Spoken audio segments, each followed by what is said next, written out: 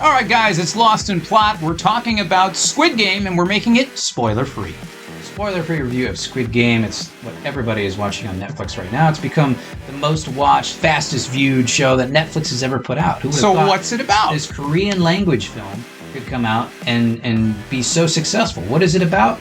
Well, it's about a lot of people in debt, a lot of deadbeats who get an opportunity to join a mysterious game, Squid Games, where they compete in children's games, but with lethal consequences. So there you go. What if you owed somebody a shit ton of money and you had no way of repaying it, but you got a secret invitation to this ring of people who wanted to play children's games where if you get eliminated, you will be blown away.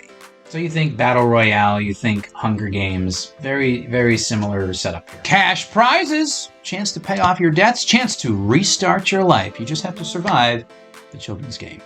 That's right. And there's some graphic violence that, and I think people are interested in. It gets people talking about it. It looks visually appealing. I mean, it looks nice. They put some money into it.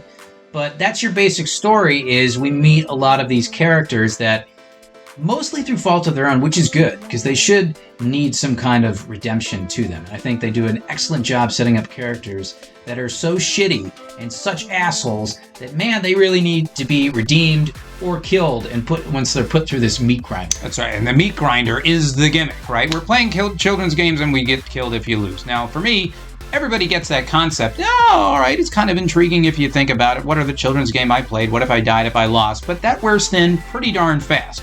So for me, who evaluated this show based on the strength of the pilot alone, what I liked most about it was how clear the character motivations are from the get-go and how they play the main character for laughs. You're invited to laugh and take it easy with this one and not go super serious, which I thought was a welcome change of pace. Yeah, I mean, the gimmick is very simple, right? They're all grouped together, they play these games, and whenever one of the players dies, this giant piggy bank in the ceiling fills up with a certain amount of cash. So the more people die, the more that grand prize keeps just building up and building up and building up as they go through these games to figure out who is going to be the winner.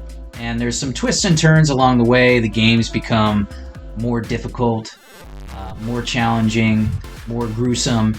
There's an interesting plot with a cop who's kind of investigating around to see, well, who's behind all these games and what's the purpose there. So there's some good mystery, but mainly it's, are we going to care about these characters as they go through all this kind of torment to see if they're going to win in the end and what that means for them, what they're going to have to sacrifice along the way, just kind of like any Battle Royale, Hunger Games type story. It is, and you can certainly enjoy it on that surface level where it's basically, hey, like, oh, I get it. What are the games? And you're going to die. And wow, this is going to play out, right? Maybe that's enough for you. I think for other viewers, they might find some satirical value in the fact of how we're comparing a little micro-society of the people in the game trying to get money and how fair the rules are and what it meant to be a kid and play games where nobody would play with you unless it was fair to begin with. So fairness is a very key trend for all of these games, which people rely on in order to hopefully get money if they avoid the dire consequences.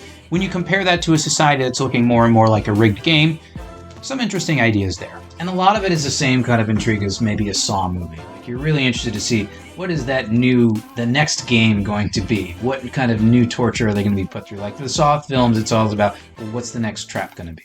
You know, how are they going to have to try and get out of the trap?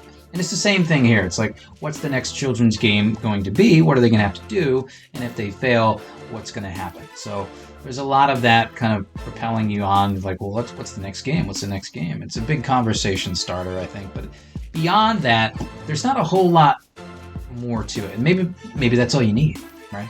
Maybe that's good enough. It's just kind of game to game and just see who survives and how. Maybe that is good enough. For me, it wasn't, because the big idea wears thin a little too fast. I liked more of the character drama, which ultimately got sacrificed to the big idea.